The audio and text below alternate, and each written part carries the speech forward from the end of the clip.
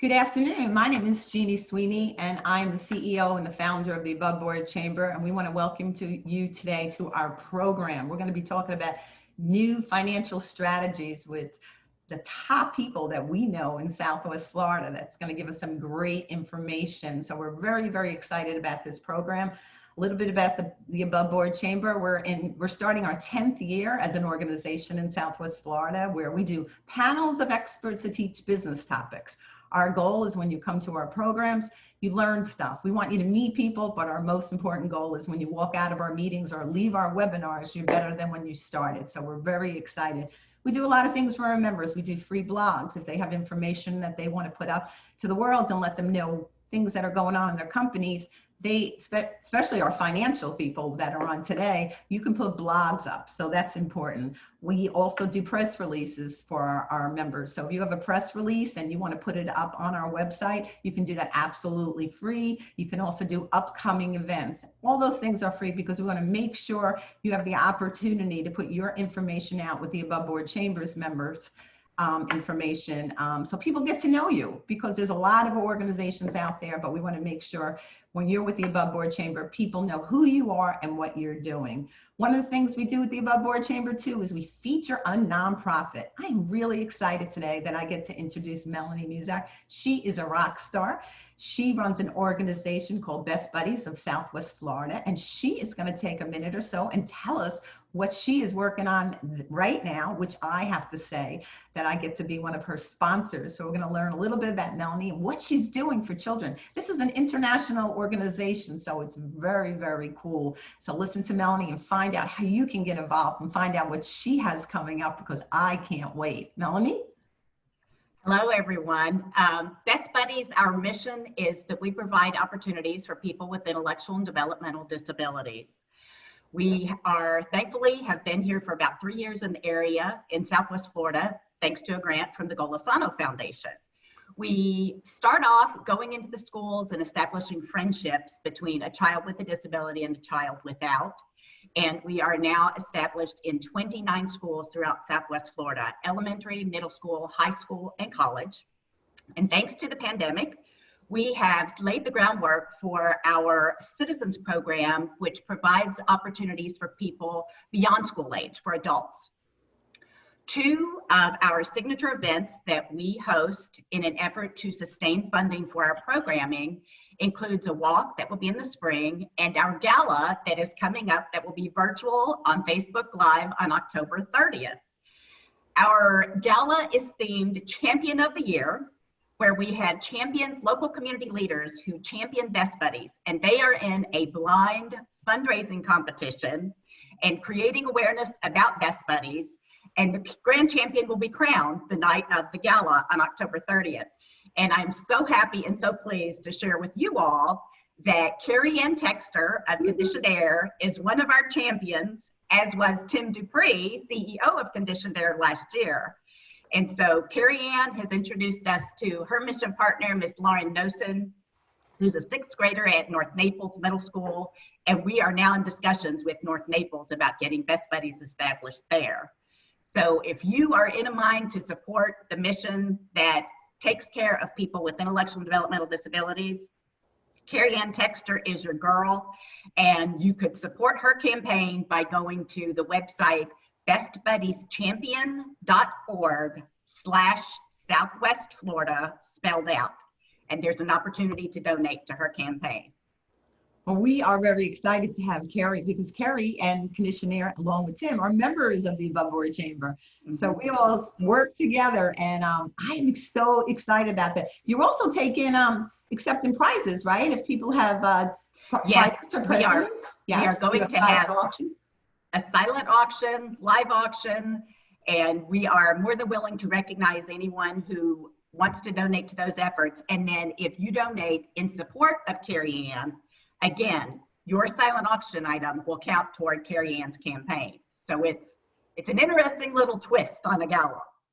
Well, we are excited at the Aboveboard Chamber to not only support Best Buddies, but support Carrie Ann, because we love her. She's one of our BFFs. So Melanie, thank you so much for what you're doing in our community and Thank your you, counterparts all over the world, because it's a phenomenal program that people need to learn more about it and to support your upcoming event, which is October 30th. Could you mention your email again, your website again, so people will have it? It's bestbuddieschampion1.org/Southwest Florida, spelled out. And if you can also, when you get a chance, when you go Put it back in the to chat. the audience, put it in the chat, put it in the Q&A, Yep. so everybody has it. It's going to be a lot of fun. So Melanie, thank you again for being our featured nonprofit. We will see you again later or on the 30th. Thank you for what you do. Now I'm going to start bringing out our panelists. I am so honored to have our panelists this month. We've been doing webinars since, let me see, since April nonstop. I cannot count how many webinars that we have done at the Aboveboard Chamber, but our mission is to make sure our members and our community get information that's going to be able to help them grow their businesses, because a lot of people, most people have been having a hard time. So we can make sure they get the information in a safe environment. That's what we're going to do, and that's what we'll continue to do. We hope to go back to have live meetings in January. So we're, in the meantime, this is what we're going to be doing. We do have a meeting all set up for next month, and it's going to be, which I'm reading right now, why now is the best time to sell or buy a business. We have phenomenal brokers from both counties, Lee and Schuyler County, that are already on the panel, and we will be putting their information up later on today. But right now, let's get to know our sponsors / panelists. Joseph, I'm going to ask you first. Tell us a minute about yourself, the name of your company, and thank you for being a sponsor. Thank you for having me. It's a privilege to be with my colleagues today. So my name is Joe DeSena. I'm Managing Director of the Sienna Wealth Advisory Group. I'm also a founding partner of the group. We have offices in New York, New Jersey, and I'm blessed to work at the Naples office. I run my practice from there. I love what I do as a financial advisor. I've been in financial services, I can't believe it.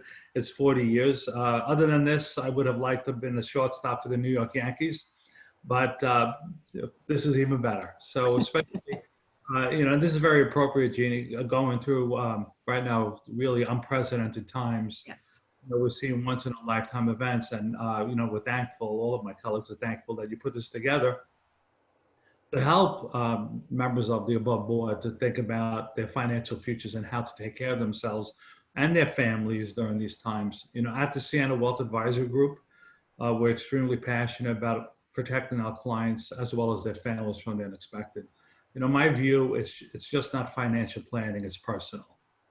And we're here to protect all of the members of the above board today. So thank you. Well, Joseph, thank you for being part of our program, for being a member and being a sponsor today. The next person I'm going to bring up is Anthony. Anthony, you want to tell us a little bit about yourself, and thank you also for being a sponsor.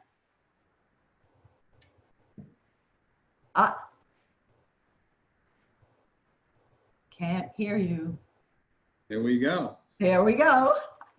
Good afternoon, Jeannie. Thank you. I'm also honored to be here with my colleagues for this wonderful opportunity to provide some wisdom and some insight to everybody who could use this type of help in our unprecedented times. I am President, CEO of Verita Wealth Advisory Group. Verita means truth in Italian, for those who don't know. I am affiliated with Ameriprise Financial. I just celebrated my 30th anniversary with Ameriprise, and I have been in the industry for 33 years now in financial services. I also have the privilege of now running my main office out of the Naples area, originally from White Plains, New York, where I spent the first 29 years. Once I got my kids off to college, there was no more snow for me, and love to be operating out of Naples here. What we want to try and do is provide some real pearls of wisdom, some insight, because there's been a lot of changes that have occurred in the last year. In providing help to clients, we want to make sure that we really provide what's in their best interest. There's so much going on out there, so many different things to take advantage of. We really want to make sure that we put information in their hands so that they can make the best informed decision for themselves. Great. Well, we welcome you here today, and also thank you for being a member and a sponsor for our program today. Proud to be a member. Thank you, Jean. Thank you, Marak. Let's have a big smile from you, and let's hear about your company and you. Does he not hear me? Whoa. Bear with me 1 second, like my screen. Can you guys see me? We can. Okay. Yeah, I don't know why my screen just went blank. It just says Zoom I on. know, that's why we wanted to see you. But you can see me right now? We can see you, yes. Okay. First of all, Gene, thank you for the opportunity in the Aboveboard Chamber. My name is Murat Dorkin, and I've been in the industry, a lot of tenure I see in this panel. I've been in the industry 30 years, just about 30 years, 29, just under. I kind of cut my teeth and started in the business in Maryland in the DC area, and recently expanded and came down here almost 3 years ago. So kind of like everybody's mentioned, it's nice to be able to operate out of Southwest Florida. And I have twins, a boy and a girl, who are about to turn 21 at the end of this month, and they're in college right now. One's at Penn State and one's at University of Maryland. And certainly to echo, not to necessarily be redundant, but to be redundant, you know, this is unprecedented times for sure. There's a lot of uncertainty going on.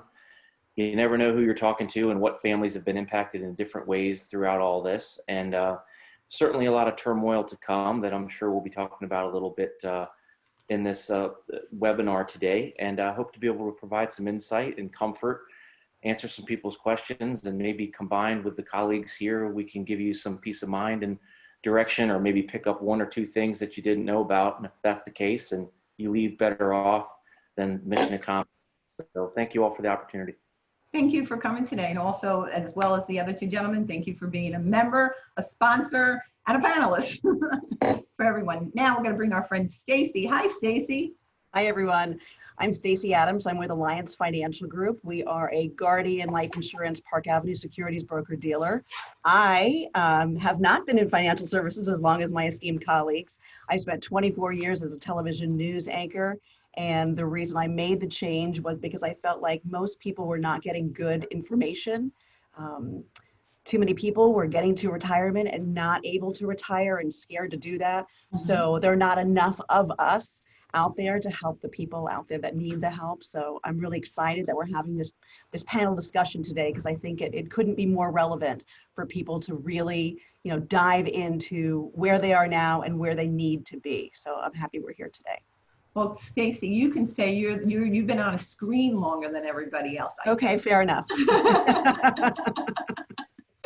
Yeah, so thank you as well for being a member, a panelist, and a sponsor today. Carolee, can you tell us a little bit about yourself too?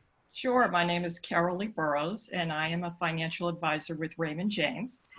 For those of you who don't know, Raymond James is actually headquartered in Florida out of St. Petersburg. And I've been in the industry for many, many years. I started in investment management in the late 90s. However, I've been in financial services for 35 years. I did start on the institutional side, so I managed money for pension funds, endowments, managed a mutual fund for a while, and made the jump to the retail side because, like Stacey, I just felt that people weren't really getting, you know, very good advice, you know, to prepare them for retirement. You know, I'm very happy that you put this panel together, Jeannie, because, you know, although what's going on seems unusual and seems unprecedented, you know, there actually are some, you know, historical points we can look at and to say that, you know, we've been here before in some way, shape, or form. And so it may be playing out a little differently, but, you know, there's certainly, you know, if you go back in time long enough, you can see the trends that have been in place. And I spend a lot of time with that. I spend a lot of time looking at the trends, looking at the market to kind of figure out what's going on. So very happy to be here, and very happy to be here with my esteemed colleagues. Looking forward to the panel discussion. I'm excited to have you as well as a member. What have I got? Well, three of them, right? A member, a panelist, and a sponsor. So I am excited to start this program. Is everybody ready? Yes. We have people ready to get the information that each one of you possess, so share it. Joseph, I'm going to start with you. What should someone consider in selecting a financial planner? Yes, and so when I thought about this question, I always want to look at myself as if I were a new client or consumer. And very important, especially during unprecedented times, consumers in selecting advisors, and probably all of us could agree that there's a lot of change going on right now. Advisors are leaving the industry, or folks are looking for new advisors that have a greater level of expertise.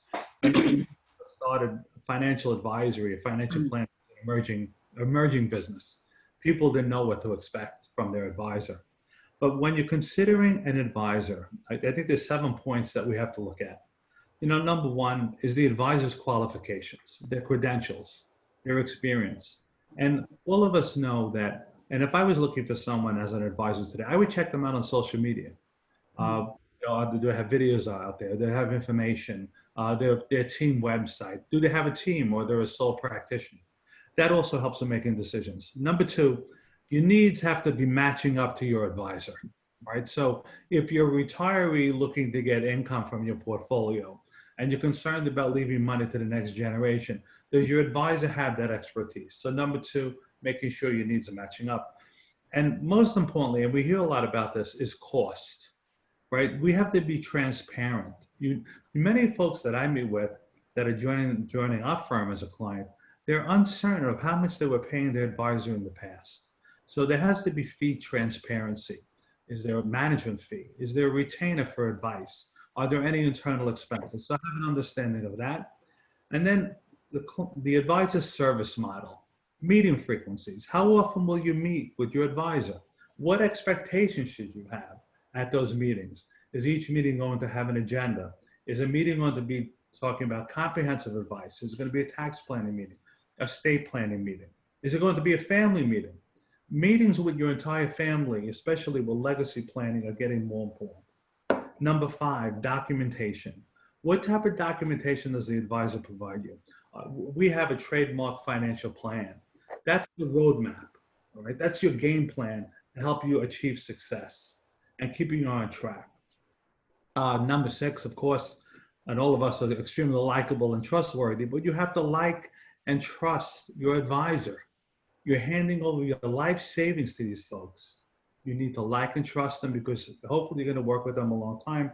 And I was thinking about this in the post-COVID world, communication is going to be important. Just think about 2.5 years or 2 years ago, even maybe 6 months ago, did we ever think we were going to communicate this way? So for the last 32 weeks, we've been having meetings this way. Does your advisor have the capability to meet you virtually? What type of tools does the advisor have? Does the advisor have an app where you could check out your individual financial plan, track your goals, your investment performance? Does the advisor have a team? Who you will be communicating with? The advisor all the time, or team members? Understand the role. So those are the 7 things I would look at in selecting an advisor. Thank you, Joseph. That was very interesting. That was wonderful advice. Anthony, what are the top 3 major advantages or planning opportunities for individuals and small businesses came from the CARES Act legislation? Tax planning, my favorite subject. I love it. There's a lot that came out of this. Top 3 things for individuals, I think, a lot of people who have been laid off or furloughed, even in our own hometown area here with Hertz. There's been a lot of people, we all know what Hertz is going through, and there's been hundreds of employees that have been let go just in this area alone. And a lot of them might struggle with their monthly bills, even though there's been some legislation put in place to defer mortgage payments and delay credit card penalties. But some people will struggle, with their month to month and their daily bills. So one of the biggest things to come out of the CARES Act legislation was the access to an IRA. And let's think about it. People with Hertz, they got let go. They can roll their 401k to an IRA. And now they have penalty-free access. So this is for people who are still gainfully employed under the age of 59 and a half, who may have families to feed. They now have penalty-free access to their IRAs, and they'll allow you to pull out up to $100,000 without penalty, either rate the tax on that $100,000 withdrawal over 3 years, or have the opportunity to replace it in 3 years so that you won't have to pay the tax. So if you think about it, this is a huge opportunity where you have access to money that would normally be tied up. Now they have free access to it for practically 3 years to help cover bills or pay off other debt, whatever they might need to do to help them get through this time, this unprecedented time. And it's a huge planning opportunity that can go overlooked if someone doesn't bring it out to their attention. So that's number one for an individual. The second is for our retirees. Fortunately, we have some retirees who did very well for themselves through the bull market of the 80s, the 90s, and up to today.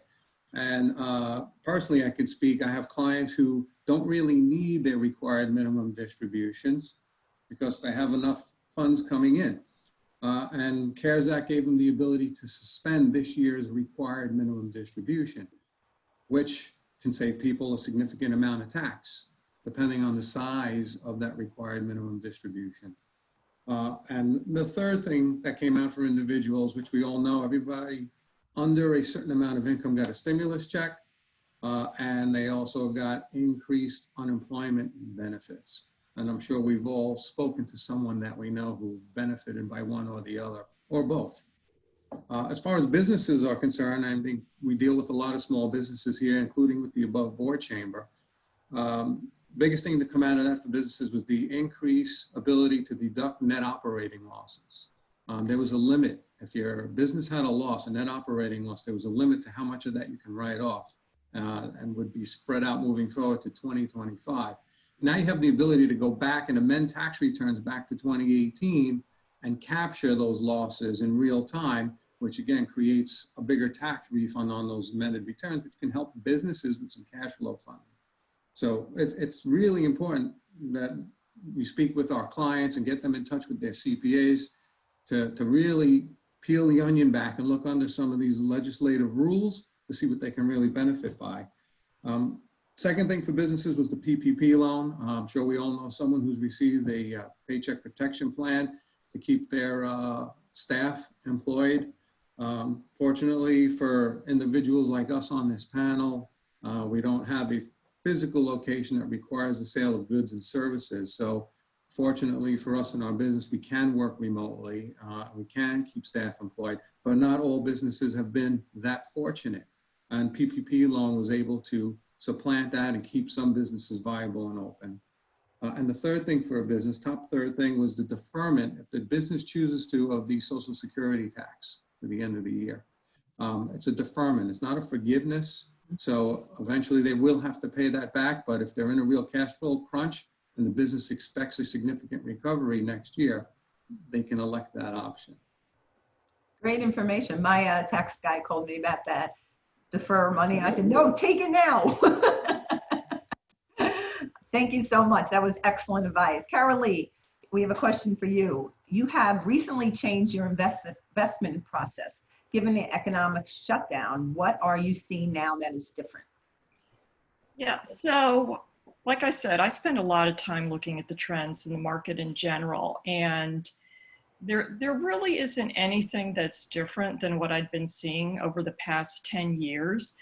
However, once the economy was shut down, it was really more an acceleration of these trends. So, we've seen an acceleration of the digitalization of businesses. That's something that started 10 years ago, primarily in the high rent districts as a way for companies to lower their real estate costs. But now there's been mass adoption of it. Mm-hmm. There's been a solvency issue kind of building up in publicly traded companies. A lot of companies have taken on a lot of debt, and they've been, somewhat running on the treadmill. And, once their cash flows were disrupted during this, we can see, who's having problems and who's not. So, I've been managing money for clients for several years now, and we already have been invested in some of these trends. And if you look at what happened, since March, everyone thinks the companies that did well were the ones that were benefiting from the shutdown or weren't impacted or benefiting from the virus. And that is true to a certain extent. But when you really look underneath the hood, the companies that have done well are the ones that had very little debt. They had very little debt or enough cash to cover their debt and liabilities. And so you're starting to see this bifurcation in the market. And so I've changed my investment process to look at that. You know, it's no more looking at an index. You really need to get more granular. And so I've started looking at just specific industries and sectors and even stocks. And so my process has changed, you know, more so in the asset allocation. You know, we're not talking about, you know, mutual funds and ETFs anymore. It's really a combination of a lot of different types of investments. And it's really to, you know, enjoy the rewards of the industries that are doing well and the companies that are doing well, and to stay away from, you know, some of the areas that may struggle for a while. Interesting. Thank you for sharing that, Mara. We have a question for you. Are annuities really bad, and what benefits do they provide? Thank you, Jean. And thank you, everyone, for the insight you've already given and the people that had a chance to speak. I find that in the industry, a lot of people ask about annuities, and they do get bad raps, and sometimes they get you know, good raps. But I really feel like it's an area of confusion, and perhaps some of you have experienced this too. But I think really annuities are kind of the best way I've found to explain it over the years is they are basically a market performing product, okay, be it an index or be it in mutual funds or whatever the case may be, brought together with something that's offering a guarantee, in many cases an insurance company. So by bringing them, just for lack of a better word in simplicity, an index with a guarantee, or a mutual fund at a guarantee, that's really where the term annuity comes from. I really feel like they have a fit. The key to it, though, is if you're looking into annuities, or you want something with peace of mind, where you can have, you know, upside potential of the market, but downside risk protected as well, and not just by hedging and diversification, because that leaves exposure, with just a true guarantee. If the market's down, you won't lose money. Those are the types of things annuities can provide you. But you have to be careful. Some of them are really expensive. Some of them are extremely uncompetitive. Our back room, there's about 42 CFAs that sit there and look at these things and pick them apart and dissect them and help to tell us so that we can be educated in talking about annuities with our clients. But they have a fit. It's just, I would caution you to make sure the more moving parts annuities have, typically, the less competitive they are. And as someone already spoke to about picking top things about picking your advisor, you know, you also want to be careful of the fees associated with annuities. I think they do have a good fit to help diversify for the right client. They offer some benefits that other traditional investments don't. We all have the same choices: stocks, bonds, mutual funds, options, real estate, invest in our own business. Whether you have $1 billion or $50, the choices are all the same. But they do bring, with proper research, you can find them to add value that other traditional investment options don't provide. Just be cautious of the background of the people that know, you know, that know, and their research, and also the fees. So that's a little bit about annuities. Excellent. Thank you for your advice. Stacey, you ready? I'm ready. What is the #1 mistake people make as they plan for retirement? Do you notice that we all like numbers? Like, it was top 7. What's the top 3? What's the #1? Anyway, first of all, people don't plan.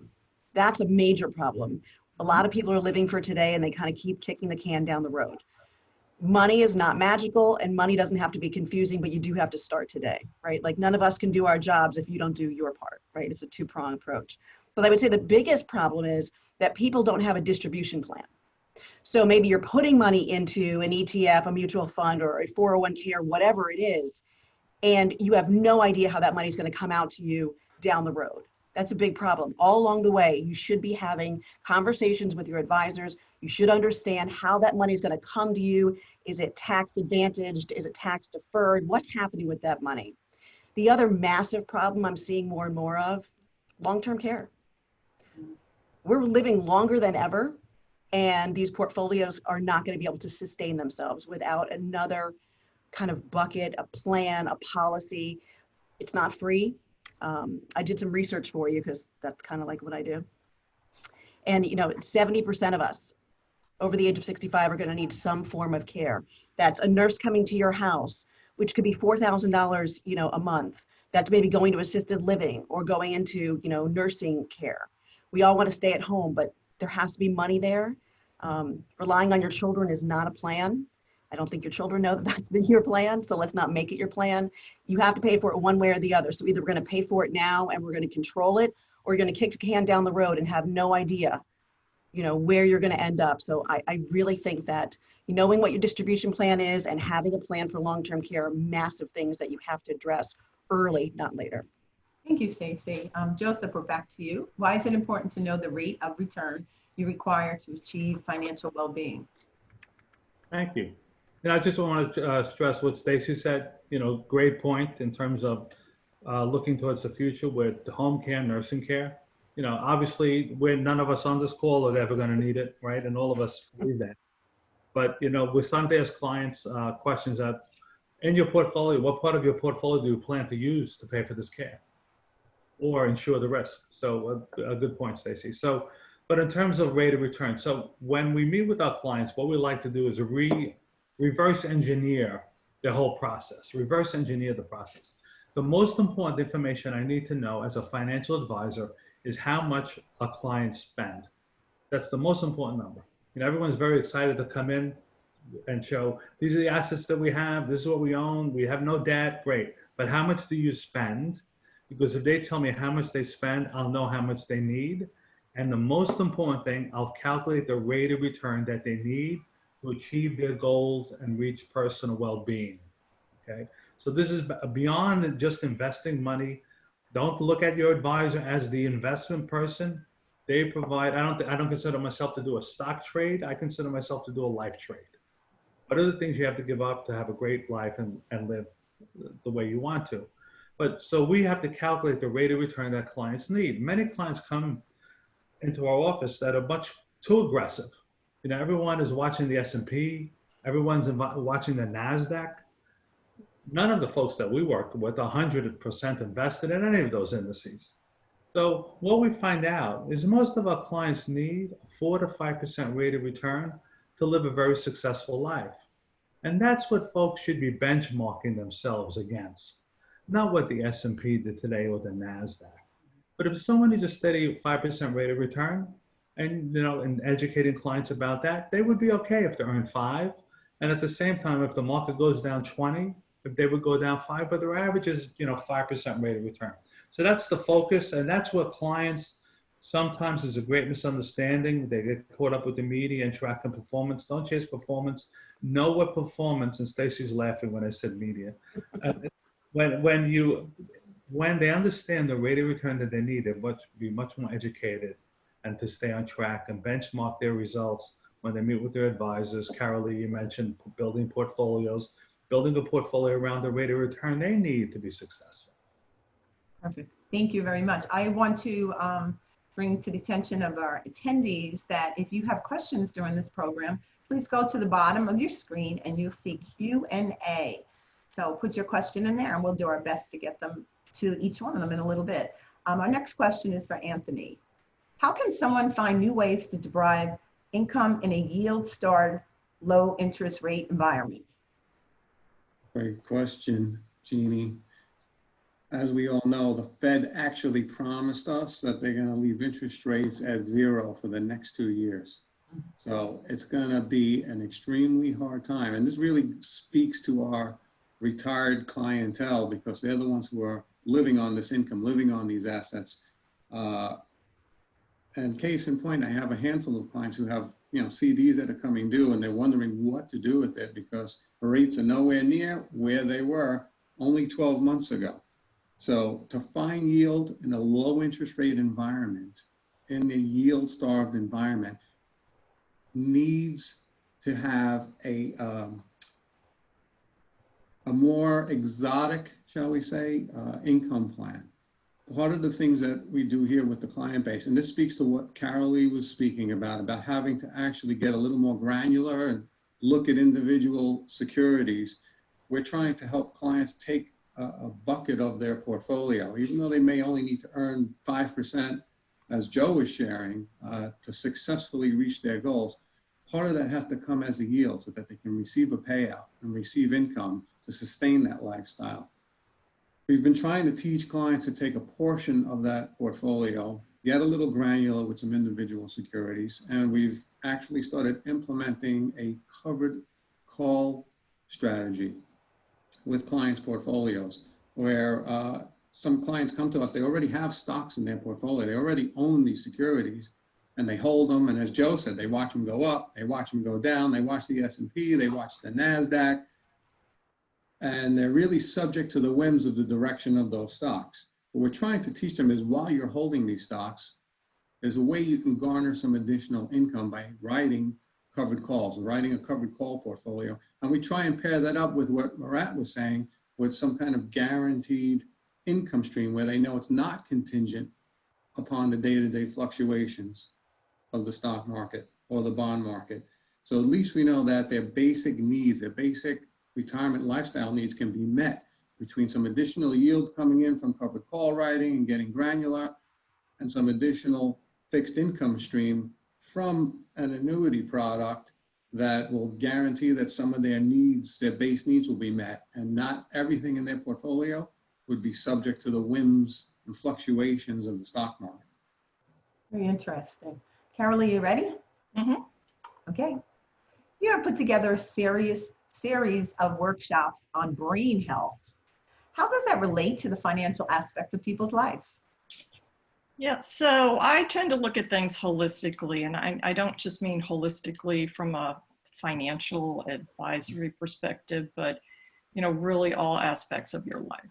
So, every decision you make, whether it's a financial one, whether it's one about your career, whether it's one about your diet and what you're putting into your mouth, can impact your financial situation. Maybe not immediately, but over the long run. And so, I think it's important for people to understand how they make decisions. I think it's also important for them to understand what behaviors to which they may be addicted that aren't serving them as well, and that can negatively impact their financial situation down the road.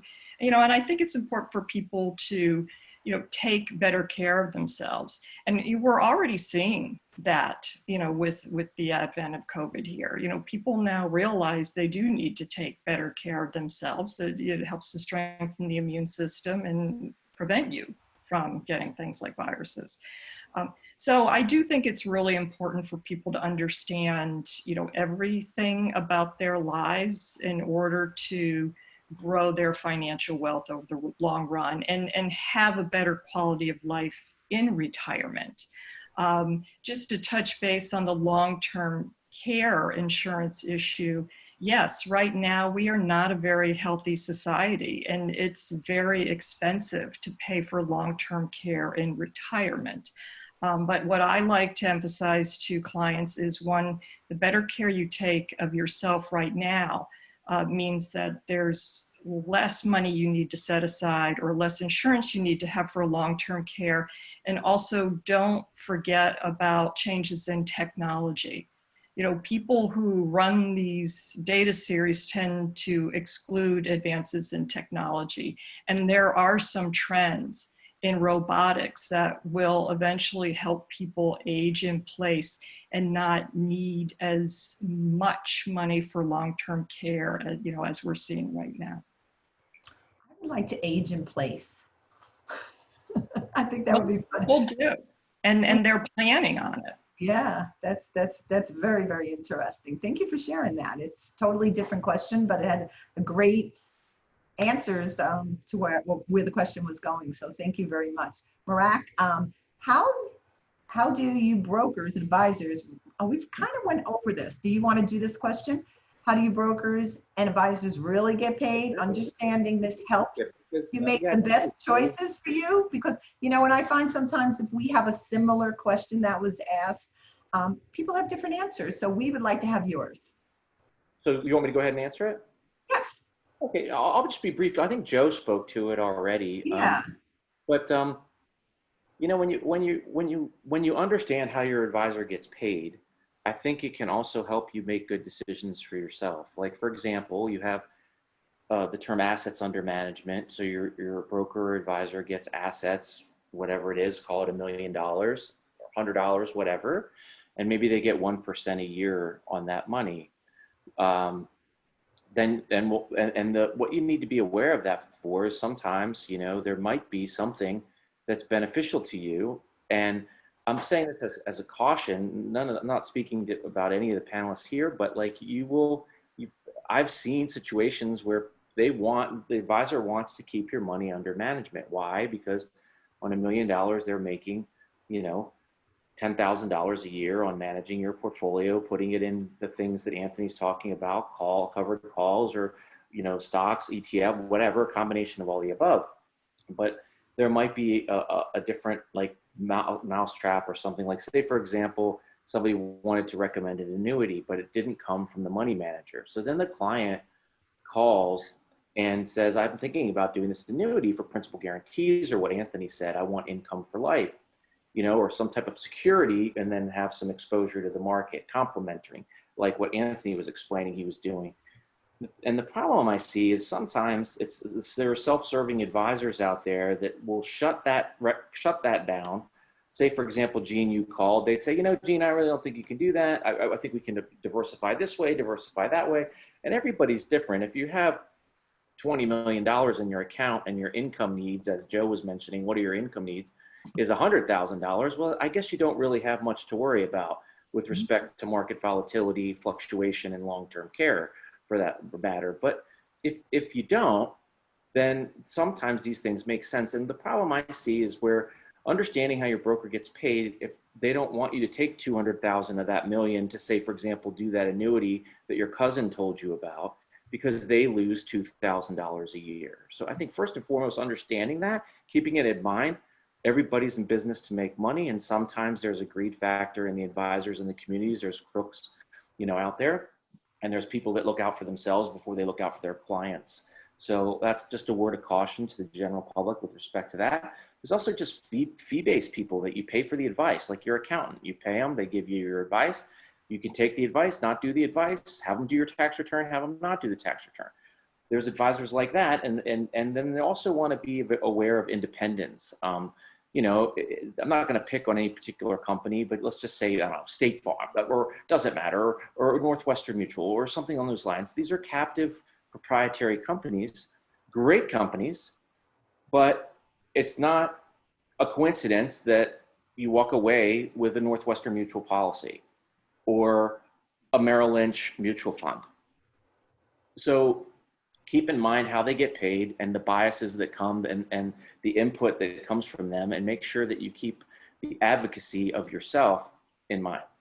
Question, when you have new clients come to you, do financial planners, advisors, and anybody can answer that, do they ask for that? Do they ask how much you get paid?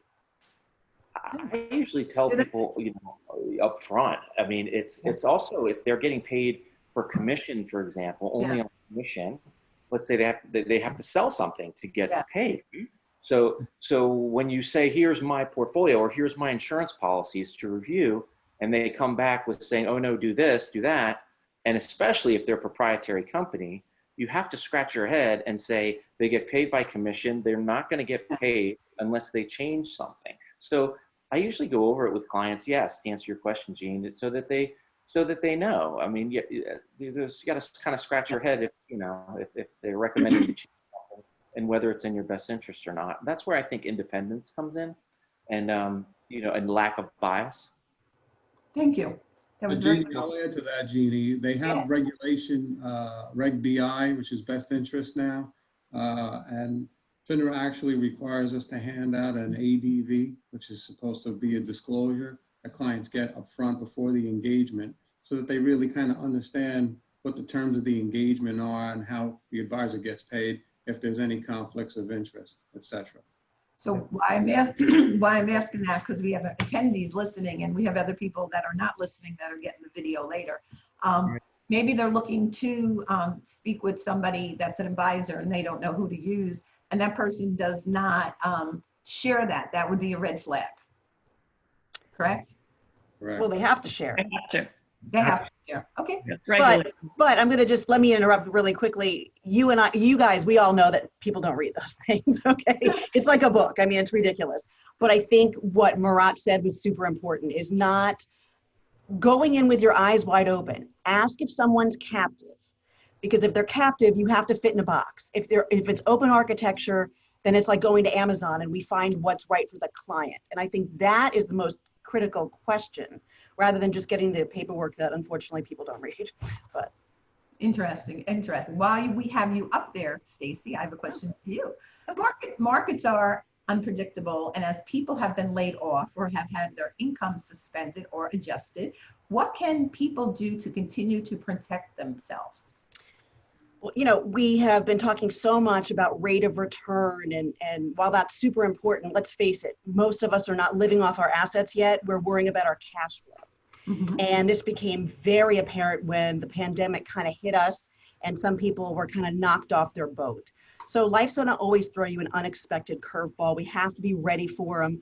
We have been using this proprietary platform that has helped people save more. Savings will always outperform any rate of return you can possibly chase, because you're always chasing something you cannot control. So we have shown people that savings on an ongoing basis, saving a significant amount of their money, will always be their best bet. And I think that is kind of what is often forgotten amongst, just the public. Everyone's talking, kind of had Joe said, you watch the S&P, you're watching the Dow, you're watching the markets, you're watching them go crazy. You cannot control that. We can't control interest rates. We can't control rate of return. We can control what we spend and what we save. And that is critical for anything else to grow from. So if you were saving the proper amount, if you were working with, myself or someone here in my agency, you were under it was more income under management first before assets under management. So we can help make sure that there was always that kind of life savings bucket before we're, so heavily invested on something we can't control. Very good. Thank you. We have some questions. I'm going to do one right now from our people that are attendees in our audience. Anybody can answer this. You can take turns. Here we go. I am considering offering a 401k plan for my employees. What is the best way to do this and start the process? Anybody want to talk on that? I'll answer. And my first question is back, why? Why do you want to offer this plan? Have you considered other types of plans? Most companies offer them to be competitive, to attract talent. But there's also other vehicles that are less expensive to implement. But if 401k is a way that you like to go after getting educated on it, I would receive proposals from a few companies based on the size of your firm to see what fits best. Things you may want to consider. Is it a family-owned business? Is there going to be some problems with only family owners contributing and not the rest of the employees? So something may have to be specifically designed to you, where it could get more complex. But I would certainly get several proposals from different companies. And I'm sure any of us on this call could help you with that. And there are 5 here. So Yep. At the end of the webinar, we will be sending everybody listening to everybody's information. Would somebody else like to answer that in a different way? Yeah, I was going to say, 401k, it really does depend on your situation. I mean, we do several of those. And, if you're somebody like a doctor or a dentist where you, take a high salary from your business or from your practice, there's a way to structure a 401k with contributions and profit sharing so that you can actually put more of your salary into a tax deferred vehicle as opposed to, say, doing a SEP IRA. So you really do need to look at the different options, and 401ks they're not as expensive as they used to be. So there are some upfront costs, but after that, they're pretty competitive now. So definitely don't rule them out, and definitely check around and check at the different options. Perfect. Anybody else? Yeah, I'll add to that, Jeannie. I think that design is critically important. That's the amount of employees that are in the firm, the age demographic, and management demographic that's in the firm, because there's different ways to design and slice the 401k based on age and management demographic. And it's also, most important is the size. How many employees are there? Because if there's not enough rank and file contributing, they're going to have to limit the owner's contribution unless they put in a safe harbor match. So as Carolee was saying, as Joe was saying, it's based on design of the plan itself, and there might be a different retirement plan that might be better suited based on the demographics of the firm. Fine. Anybody else? You have another question? Oh, go ahead. One thing I would say, I think everybody spoke very eloquently and answered the question, but I think if it's just an inclination that the business owner is having to get the 401k, I think once they, let's say, for example, ended up talking to Carolee or Anthony or anybody on this panel, you would find those questions would be asked to determine whether the 401k makes the most sense, or a simple makes most sense, or a defined benefit plan makes most sense. There's lots of different options. So if you get with a trusted advisor, someone that does these types of plans, they'll lead you in the right direction, and they're certainly not going to implement a plan that doesn't work for your employee base if you're going to have a match, not have a match. So that's all. I think the anxieties would go away once you get talking to an advisor and they start understanding your business a little better. Thank you. We have another question. In terms of legacy planning, as financial advisors, can you suggest the best way for a nonprofit to promote legacy giving amongst their donors? Obviously, a sensitive subject that is done incorrectly may cause unintentional offense. Would anybody like to touch that? I could make a comment if you want. If I get the question, and you're talking about nonprofit. You can look in the Q&A and you can see the question. Legacy planning for their donors. There's two ways with legacy planning and donations in nonprofits. What I've found is, in working with the donor, if their family is taken care of and they have peace of mind knowing that their kids, their grandkids are going to be okay, the taxation is going to be okay, the liquidity is going to be okay, the long-term care is taken care of, they're more apt to give, and they're more apt to give more. Then the question becomes, if they're liquid, do they give a lot of cash? Do they give highly appreciated assets so they don't have to pay the gain? All kinds of things can come into it. Or do they just want to leverage? There's a great way to leave a legacy as a donor, and it works well for the nonprofit. They can buy a life insurance policy. So here, option A, I'll give you $100,000 and you get a donation, and my stock was worth 100. I paid $1,000 for it, so I didn't have to pay gain on $99,000.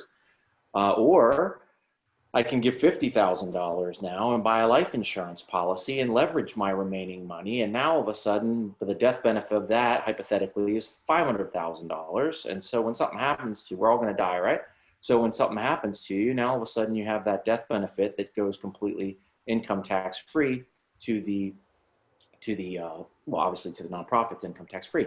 And it's a leveraging tool. So there's ways that you can get a good legacy plan from a nonprofit, but I think the key is making sure that the donor knows that they're in really good shape. And if they do, they're much more apt to do things like charitable remainder trusts that are permanent once you do it, things of those sort, because they're not as reluctant because they know their bases are covered.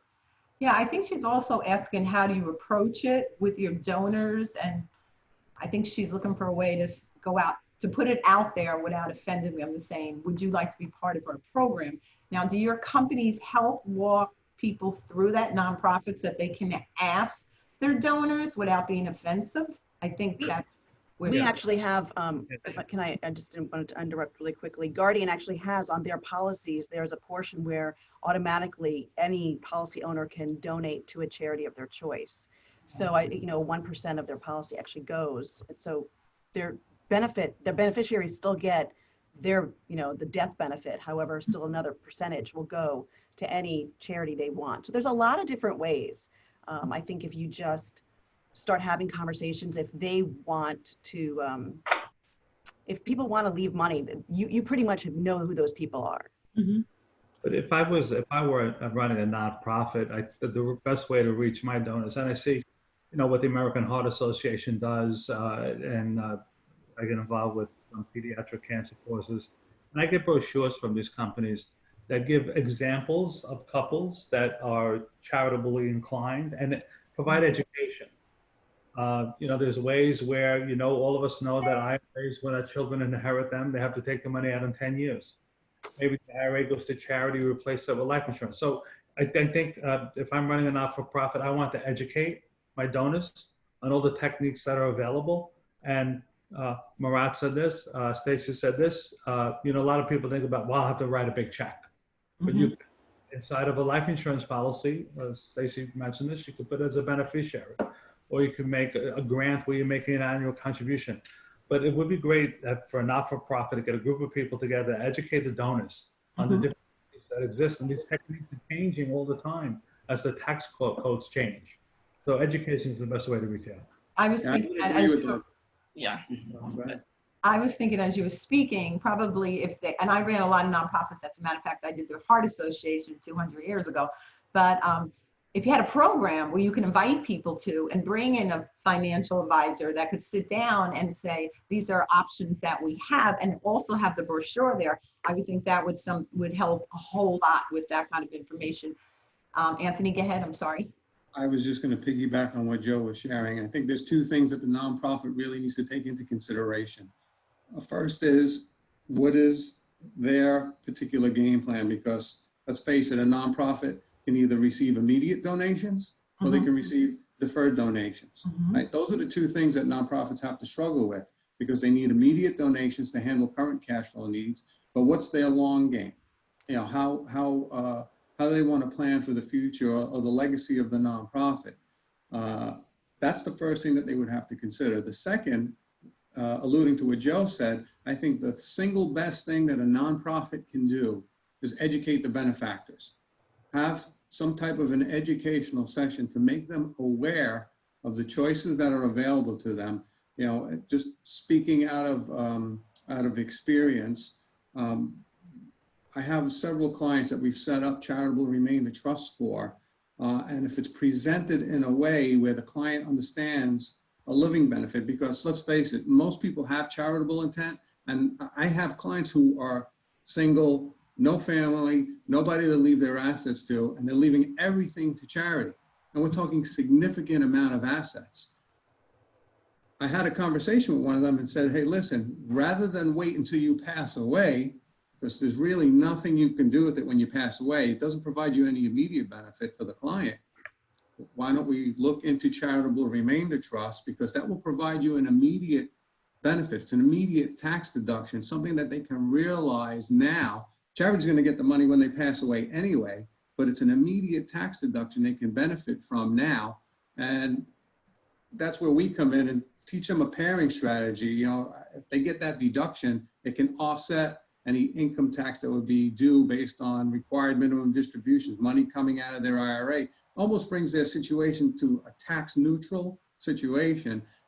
And the donors or the benefactors just have to be educated to those options, which can make it a little bit more palatable for them.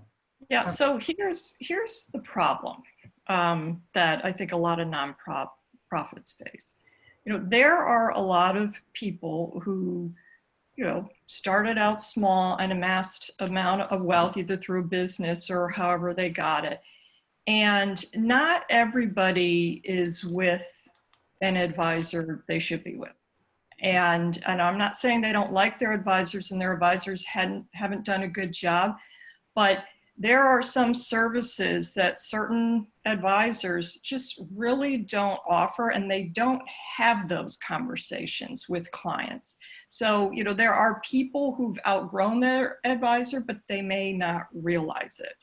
And so when you have a donor who, is with one of these advisors, they're probably not having those conversations. That's a conversation they would now have with an estate planning attorney. So you're bringing somebody else in. So if somebody's not with the full service advisory, they're not having those conversations. So for nonprofits out there, it is really important for you to educate them as to what's going on, and maybe even bring in some estate planning attorneys as well, because some of these people may not want to leave their advisor. So now you're talking about putting something together that involves more than just the advisor. You've got to get the attorney involved, and you don't always know, what type of advisor your donors have. Very good. Anybody else? We got everybody, right? Okay, good. Thank you. I think that is really good advice for our nonprofits in the community, because I think sometimes they don't go forward because they don't have the information and the expertise to how to bring it about. And I think each one of you put something together today that probably would help a lot of nonprofits. Okay, Joseph, I think you are next. Yes. What is the greatest risk baby boomers and their children have going forward? Yeah, I think the greatest risk probably at the investment public is themselves. Folks are getting too caught up on what's going on in world events. Yeah, I want to drop all of you in this situation. All right, so what would you do in this situation? The CIA just took over a foreign country. Missiles are faced to hit New York City. A civil rights leader is assassinated. A president is assassinated, and there's a war going on. You imagine living through a situation like that. Most of the investment public would be in and out of the market trying to time the market. Those are events that took place between 1956 and 1966. None of us would have invested during that period of time, or maybe you would have panicked and not invested. During that period of time, the stock market doubled in value from 56 to 66. There's what we have to realize as investors, and the risk that we take, we cannot time the market. In a situation between 56 and 66, there was the most turmoil that ever existed probably on the planet. People refer to today. But we have to stay in the market. The greatest risk is trying to time it and get in and get out. But other risks, besides the rate of return, and Stacey spoke about this, is a risk that we don't think about. When we go to our advisor, we always think about investments. Let's pivot away from that and talk about life risks. What happens if, I'm going to be very frank here, what happens if you drop dead today? What happens to your family? What happens to your kids' education? Have you sat down with your financial advisor and figured out how much money you need if you would pass away? How's everyone going to survive? What would happen? What happens if you get disabled? What happens if you need to go into a nursing home? Who are you going to go? Who does your spouse go to? Who does your significant other go to help you with all of these questions? Who's going to coordinate this? We're not looking at this holistically, where someone needs to take care of not only our financial life, but our whole life if something dramatically happens. Stacey and I, we had a conversation about the greatest risk of all is not a recession. A greatest risk, specifically work with a lot of the clients, and I know Anthony does in the metropolitan New York area.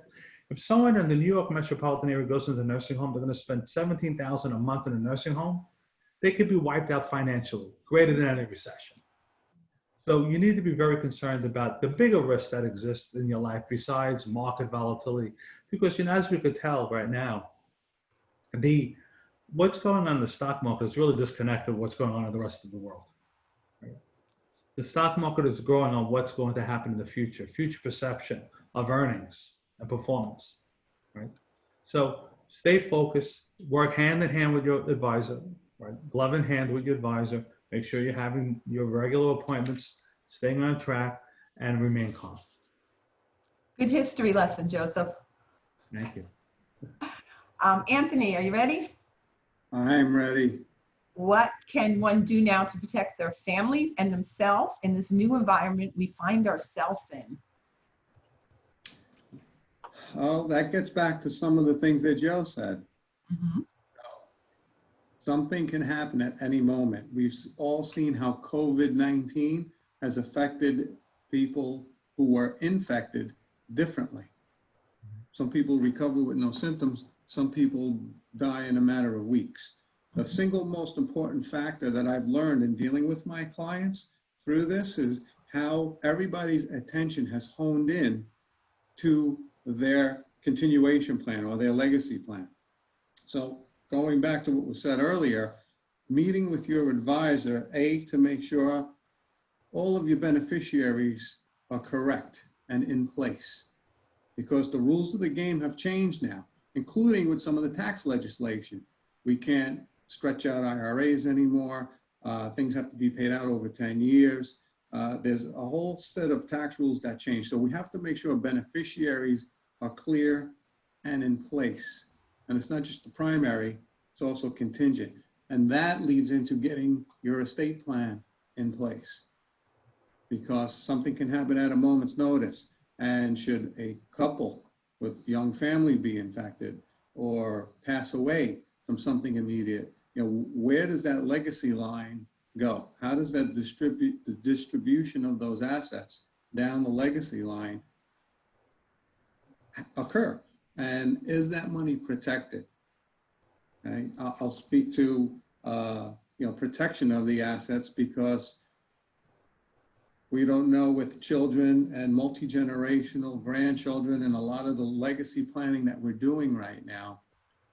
Let's face it, we live in a very dynamic environment. Okay? We all know the statistics. Divorce is 50% of the game right now, right? For people out there, that's the statistic. I have two beautiful daughters, 23 and 19. Don't know what's going to happen in their future, but what we want to do is make sure that something happens, grandma's legacy, mom and dad's legacy is protected, and it's not subject to creditors, predators, you name it. We want to protect that. Very, very interesting. Carolee, given your background as an active portfolio manager, what are the most important things investors need to consider when choosing between active versus passive investment? Yeah, so there's been a lot of debate on the active versus passive. So I'll give you my opinion on passive. True passive investing is buying a bond and clipping the coupon. Finding a company that's not going to go bankrupt, buying stock, getting the dividend. I mean, you're literally doing nothing. And you're able to do that at a certain age after many decades of being active, active in your career, active in your business, active in your investments. We don't get things for just sitting around and doing nothing and having them land in our lap. So, this misnomer that there's this passive way to invest, we don't have to do anything and can make money, I think is very misleading. So, passive investing is really about index investing, and index investing, I think, is peaking. We're already hearing people talk about ESG, and that stands for environmental, social, and governance. That is a very active strategy. It's about investing in companies that you think do good things, whatever those good things are that you've decided. And that is the way people used to invest 100 years ago. You reward the companies that do a good job and you don't invest in the ones that don't. And when you're investing in an index, you're giving money to companies that maybe don't deserve the money. And I think that may be coming to an end. And I certainly hope that it does, because there are myths out there. I don't think anyone watching this would put their money in a 1 or 2 star mutual fund. Those are the ones that are going away. A lot of times a mutual fund company will just move the assets into a better performing fund and close the fund. But, the index investors will tell you that passive outperforms active. Well, when you remove the 1 and 2 star funds, the funds you would never invest in anyway, the results change. So there are a lot more very good active portfolio managers out there than you think. And you may rebalance every once in a while, but you can do much better in actively managed portfolio. And I do think that the trend is changing. I think we're going to start to see, more active managers gathering assets as opposed to the other way around. Very interesting. Thank you for sharing that. Marak, if you consider annuities for downside risks and diversification, where do you best fit and what are the best ones? Please give us some examples.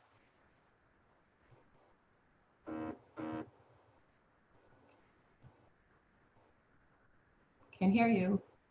There we go. I'm good. There you go. We've touched on annuities a little bit, so I don't want to belabor too long, but the example, I'll give you an example of, we won't name any product names or anything like that, but like, for example, there's one annuity, a lot of times they give bonuses. For those of you that are panelists, I'm sure you've seen this, and some of them are really misleading. Like, for example, there's a 10% bonus going into an account, and it really can mislead the client, because let's just say you put $100,000 in, then you're going to get a 10% bonus. That's $10,000, right? But many times, depending upon the annuity, it goes to this thing called an income value. It's really not your account value. It's an hypothetical value. And it's like there's two values to your account. So for example, you put $100,000 in, and on the income value, it becomes 110. And then that income value may earn, let's just say 5%, or the market index, whichever is greater. But your money will only earn what the market earns, not the 5%. So that's an example of like a true income value type annuity, where it can be confusing because you think you made $10,000, but really you didn't. Your balance is 100, and you're going to go up by the index. And now the good news is, if the market goes down 20%, you're not losing. So if you're going to look at it, the good annuities that are inexpensive, well, you know, there's one example that's pretty good where you do get it. If you're looking for a bonus, and a bonus seems to make sense, you want to consider a couple things. There's this bonus adds to your actual value. So if you put in $100,000, you have $110,000. It's really your money. And then also, what happens after that is the key. Is it contractual that, in this particular case, that you get, for example, 95% of the return of the index? So one says, well, no, not 100% of the return of the index. Well, because of the downside risk. So for example, you know, you get $100,000, you put the 10% bonus, you're at 110. If the index is up 10%, you get 9.5. But if the market's down 20%, you just simply stayed flat. That's one of the most simplest annuities that we've seen over the years. And our back room, as I said, has a lot of different people, analysts, CFAs that pick these things apart. Because believe me, what I just explained is probably one of the simplest annuities that walks the planet right now. And outside of the 95% of the index, there are no fees. The only other thing you need to be concerned about with annuities are surrender periods, because sometimes it ties up your money and liquidity. So you have to be careful when you put the money in that, you know, for example, 10% access to that account with no fees and penalties is acceptable to you. Don't get pigeonholed and have to jump in with both feet with all your money and find out you don't have any liquidity anymore.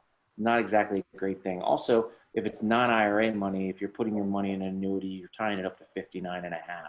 So full disclosure, hopefully with the person you're dealing with when this type of stuff, this should be discussed all ahead of time. But, you know, there's many times where it's not. And so those are just things to look for. And that's an example of a pretty simple, competitive program that you might want to use depending upon what you're doing with your advisor and your portfolio. Thank you very much. Stacey, back in February, March, when the market bottomed out, how were your business owners, clients, and retirees able to weather the storm? Well, first of all, by having an advisor. I'm sure everybody on the panel can agree that we should be called financial psychologists, because as Joe mentioned, right, like people are always ready to hit the panic button at the wrong moment. They want in the pool when it's high. They want to get out of the pool when it's low. Like it's all over the place. So it's really helping people identify, you know, what they should be doing rather than what they're feeling, and not acting on emotion. The other thing is that, you know, so many of our clients had a lot of large amounts of cash value in their life insurance policies. So for business owners, it was a chance for them to kind of take loans out on those policies or borrow against them. And for our retired clients, it was a chance for them to not have to dip into their market assets. They were able to utilize their insurance cash. So there's just a lot of different strategies that we've kind of implemented for those clients along the way. And when things, you know, go that route, they have a lot of other options besides just, you know, having to deal with, you know, the volatility of the market. I would think a psychology degree or something when you were all in college or graduate school would come in handy this year, because people just didn't know what to do, and they don't still know what to do. We still don't know what's going on. So Right. hopefully it will get better in the very near future. And we're going to talk about the future right now with Joseph. What role will financial planners play in the future, Joseph? What is your opinion on that? Yeah, I give this a lot of thought. I haven't been in the industry a long time. So right now, even how I look at my own career has evolved. I consider myself to be more of a relationship manager, Mm-hmm. and I do a financial advisor. So, and all of us mentioned, we spoke about annuities, long-term care. Anthony spoke about covered call options. As the advisory role evolves, there's going to even be a great deal of specialty. So my role as a relationship manager is, if I have a client that's looking to do, like Carolee said, ESG investing, I'll have a specialist on my team that does that, right? If I have a client that wants to open up a 401k plan, I'll have my retirement plan specialist that does that.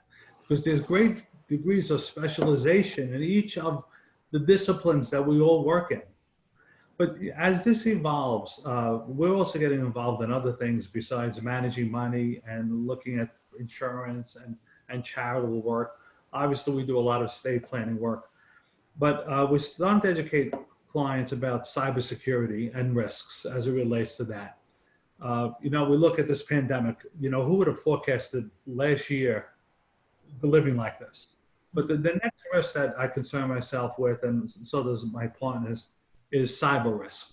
God forbid this was a cyber attack, we won't even be able to do this. So encouraging our clients to protect themselves with systems, making sure the computer's secure, making sure they signed up for services that protect all of their credit, make sure that in their wills that they have a trustee that has all their passwords, their cyber trustee. We're starting to help clients with bill pay, paying bills. And also, before this all happened, we were starting to help clients prepare or plan for their travel. So we were working with a local firm there in Naples, and we were going to have a few seminars on travel, helping clients save for travel and plan for travel, maybe family events. And who would have known? That whole thing blew up. We do career counseling. A lot of our clients' children, especially now, helping them write resumes. So we're becoming more of a concierge service, a relationship management service. Again, we want to be socially responsible in the work that we do. We're having a big focus on guiding clients to make informed decisions. If we're picking a portfolio manager, we're going, if there's a tie between that manager and a manager that's socially responsible, the manager that's socially responsible gets the win. I'm coming to realize that there's another generation besides the baby boomers. All right, so Really? I'm starting to behave like a millennial. I have a lot of young folks on my team, and I'm really having a joy in helping them grow their businesses for the future. But think about young people that we're working with in our practices. These young people, like some of them when they were in high school, Anthony, your kids, high school and college, some of these kids saw their parents go through a difficult time, all right? Some of them lost their jobs, right? Some of them lost their houses. And now they're in the workforce in the early part of their career, and they're working virtually. They could be in a training program and they're working virtually, so they don't have the experience working with people side by side. Think about how they're going to view the world and investing. It's a lot different than how I looked at it. They're not used to it anyway, Joe. All they do is text now anyway. They're not working with people. But what I'm saying is we have to gear up our practices for the next generation, right? We have to get rid of our own biases on how we look at the world. I'm becoming more of an observer now, because we would want to help the baby boomer generation and the transition of wealth to the next generation, right? And that's going to take a lot of skill on our parts. Maybe all of us, we should just merge and start one firm or something, There's a great deal of talent on this call today. So, Well, basically, we can all learn from each other right now. Yeah. I also have a millennial, and he texts me, and I'm like, I need a voice. That's what I think about. Call your mom. But with all these different things mentioned, you mentioned people going on vacation. One of our webinars, we had Brian Risk on, and he was talking, he owns StormSmart, and he was talking how when this first started, he immediately got his company to do PPP, but he was only able to do it for a short period of time because all your investors that had all that money for vacation decided to fix their houses. So his business went up like crazy. Like so many people were doing different things with their money. So I don't know if you advised them to call it Brian, but it worked out really, really well for him. So Mine included. I put my StormSmart shutters up. did you do Which that? is why we had no hurricanes hit us right now, right? That's that. Yeah. Of course. After you spend the money on it, of course. We're still in the crazy season, but it's amazing the different things that happen. Then you also mentioned jobs. Last month we had a program on respecting the trades, and it was amazing. We had the top schools in Southwest Florida, the top people talking about the opportunities that are out there. And we actually have it up on our website at aboveboardchamber.com to let people know. We put that up there already because they were telling us stories that you can actually have a full-time job even if you hate it right now. Do it for 2 years and go to these schools, and they have opportunities where you don't even have to pay for them most of the time. Graduate in 2 years and start out at $50,000 a year. And they're not getting enough PR. So we want to get, that's one of the reasons we do these webinars, to get this information out to everyone so they can go back and look at it and say, I need a job, where can I go? I need training, you know, I have vacation money, what can I do with it? You know, so we're trying to keep it going and, you know, keep the flow going and make sure people get the information that they need. Who do we have here? Anthony, how has the Secure Act changed how many people plan for their finances? Well, that they snuck in right at the end of December, and it fell off the radar with COVID and the CARES Act. Not too many people even heard anything about the Secure Act. And I alluded to some of this earlier. They pushed required minimum distributions out for people who were born after July 1949. You used to have to start your minimum distributions at 70 and a half. Now it's pushed out to age 72. Anyone born in the second half of 1949 or late or earlier. And the second thing that they came out with was the stretch. You can't stretch IRAs or inheritances anymore. Only the spouse is able to continue with the stretch. So this goes back to my legacy planning that I was speaking about earlier, about checking beneficiaries, making sure the legacy and the estate plan is in order, because now the government said instead of stretching it out over your lifetime, everything has to be paid out within 10 years. There's only a small group that can still stretch. There's certain qualifications, but for the most part, the way everybody deals with it, anyone who's more than 10 years younger than you has to be paid out within 10 years. They give you flexibility on how to take it, but it all has to be distributed in 10 years. So there's a lot of planning that has to go in around that new change in the Secure Act, because someone might be retiring in those 10 years. And it may make sense for someone to defer those payments all the way until the 10th year and then take it all at once. They may set up a 401k or a retirement plan or a pension plan where they can put a large sum of money away that can offset one of those distributions in 10 years. So key thing is getting information and getting advice so that you can design what's best for you. And getting advice from the right people, as we've been speaking That's about. very important. Very, very, and get a couple advice from different people. I think we have 5 of the best here. My Joseph? kids will spend the money within the 10 years, Anthony. I'm not worried about that. They have plans for the money. I think it'll make 10 years. My youngest told me and my husband that since his older siblings own their own homes and they're established, if we go, he gets his house. He already claimed it. He said, you don't need it. I'm getting it. He knows what he wants. Right? I think it's going to be a takeover. Okay, who we are, Murak. A retirement plan without proper long-term care protection cannot be called a retirement plan. Know what the best options are for a long-term care protection from an independent source. You want to touch that? Sure, we've touched upon that. That's right. Would you like to add more to it? Yeah, I can make just a quick comment. I mean, I think Stacey brought it up. Everybody's kind of touched on it. Even Carol Lee made a mention. There's a lot of unique ways. The earlier the planning, like Stacey said, the better. My mom, for example, a little bit about my life. I mean, my dad was a vegetable back when I was 8. He had a massive stroke, and he was in the hospitals for in a coma for 8 months, and then lingered until I was 21. Didn't know who we were, couldn't walk, couldn't talk, was in a nursing home for 9 years, amputated legs, the whole 9 yards. Back then, they didn't have long-term care insurance, but luckily he had disability insurance, because even back then, again, he died when I was 21, the checks were like $6,800 a month after taxes, and you're talking about a long time ago. Now my mom actually was living with me for about 8 years, and we had nurses coming here. I was writing checks for like $4,500 a month, and then dementia kicked in, and now she's down here at Coconut Point in assisted living, and it's about $6,200 a month, but she's got long-term care insurance. And it's funny, I walk in there and the people are like, let me see the deed to your mom's houses. Let me see your beneficiary designations. Let me see your tax returns. Let me see. It's eye-opening experience.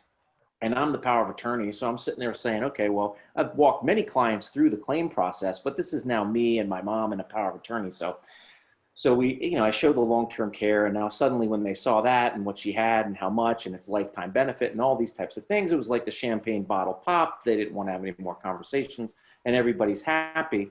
But it's a huge point. And I mean, just to touch upon, to quantify it, I'll give you a quick example. Let's just take a hypothetical husband and wife. I think Stacey mentioned 70% of the people are going to need care over the age of, say, 65. They have $2 million. Most of the people on the panel would say, okay, from an income distribution strategy, you're going to take 5% or less of that. But for easy math, 5%, $2 million, or $100,000, right? That will last the rest of your life, plus the Social Security, right?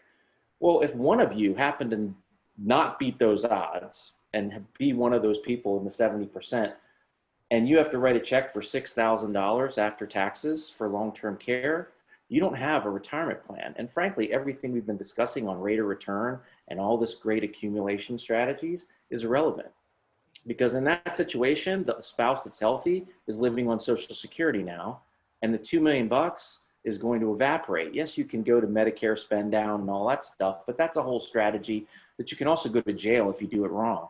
So it's something you definitely need to plan for. And there's a lot of affordable ways of doing it. A lot of times it's a round peg, square hole. People show the Cadillac option that costs a fortune. People get gun shy. They don't do anything.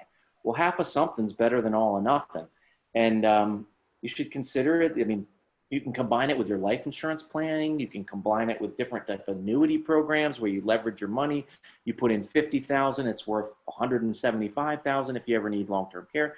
There's all kinds. You can just buy traditional long-term care, tax deductible. If you're a business owner, you can discriminate. There's all kinds of ways of accomplishing the goal, but the earlier you do it, the better.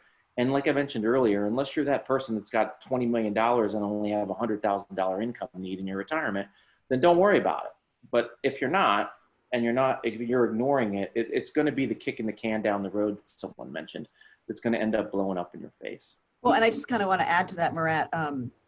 Just because we woke up today doesn't mean we automatically get what we want, right? Like you have to qualify, medically for that insurance. And so it's super important to think about it before you need it, or before, how often do we meet a 70-year-old or 75-year-old? They're like, oh, I would like that insurance. And, I mean, just can't always get. Now with COVID, I don't know if you've seen that. With COVID, the underwriting has gotten, even on just little life insurance, I mean, everything has gotten a little bit more difficult, even for the healthiest people. Yeah.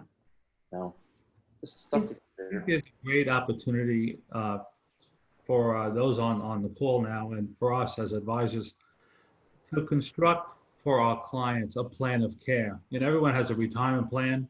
I want to retire at 65. I want to travel all over the world.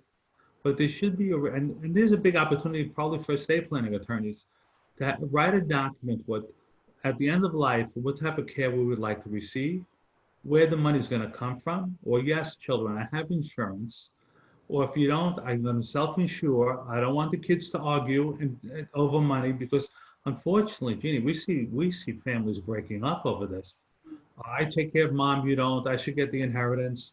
There should be a written document in place that as advisor we construct, or work with attorneys to construct these documents of exactly how we plan to be taken care of as we approach 80, 90, and life expectancy is increasing. because it's breaking up families. We have a situation like that at least once a month that this is going on, and it's a shame. In the area that a person lives in, I have a friend whose mother is in New York. I think she was in a nursing home in Staten Island. It's astronomical, the prices. Down here, you can get somebody in for 6,000 plus, you know, 7,000 a month. But in New York, it's skyrocketing. But I just want to thank each one of you today. Each one of you brought so much to the table. You worked together so well. You all knew your industry in such a phenomenal way. I can't wait to share this video because I think people are going to want to meet each one of you because you all, it's kind of like a flavor of a great salad. You all added something that made it that much better. We do these meetings for a reason, so people get educated and they get the information. And I have been called in the past that I was a panelist snob. And I take that to my heart because we only put the best on. And each one of you know when we have meetings for the Aboveboard Chamber, what I always say at the end to my panelists, and when God brings us into the world, he gives us gifts, but they're not gifts till we give them away. And today, each one of you have done that. So on behalf of the Aboveboard Chamber, I want to thank each one of you for sharing your information today to our different people that are listening now, and some of them had gone off already, and they will be listening to it later because they are going to be able to hear the end of the program and more information from you. Our next meeting, I mentioned earlier, will be on Thursday, November 12th on Zoom, the same place. Why now is the best time to sell or buy a business? You guys need to go on this one too because you probably enjoy it. There's so much going on with selling businesses and houses. I mean, I've heard houses in the last couple months sold in an hour. So people are coming here and they're buying things, but just as they look for the right financial planner, they need to find the right broker. We need to work with professionals that know what they're doing. And sometimes a person's name might be out there a whole lot and they're not real good. I remember a person in the county that's north of here that he put his signs up in the middle of the aisle of 41. And he had no experience whatsoever. And everybody went by it every day and they saw this man's sign. Everybody voted for him. He got on the Board of County Commissioners. He had no idea what he was doing. But it's marketing. So marketing is important. So is knowledge. So check the people, and I'm talking to each one of us and myself, check the people, check their background. As Joseph said, check their Facebook, check their social media, get to know who they are. If this is the person you want handling your money or some other part of your life, get the best person. And we are blessed today to have the 5 best people. So on behalf of the Aboveboard Chamber, thank you to each one of you. Thank you for being panelists, members, and sponsors. Have a great day. Yes. Thank you. Thank You're you. welcome. Thank you very much. Thanks, everyone. It was nice to meet everybody. Nice to meet you all. Thank you. You will all get an email along with our attendees. We'll have your information. So if you want to get a hold of each other or work with each other in any way possible, you'll have that opportunity. Again, thank you. You're all rock stars. I look forward to seeing you again, and I hope we see you next month at our November 12th meeting. Have a great day. Thank you again. By the way, Aboveboard Chamber website, one more thing. I always forget this. You want information on the Aboveboard Chamber, please go to aboveboardchamber.com, or you're welcome to call me at 239-910-7426 if you want information about the Aboveboard Chamber. All of our members today, that you can find them on our website again at aboveboardchamber.com. Have a great day. Thank you. Thank you, everyone. Thank you. Enjoy Bye. the rest of your week. Thank you. Best of everyone.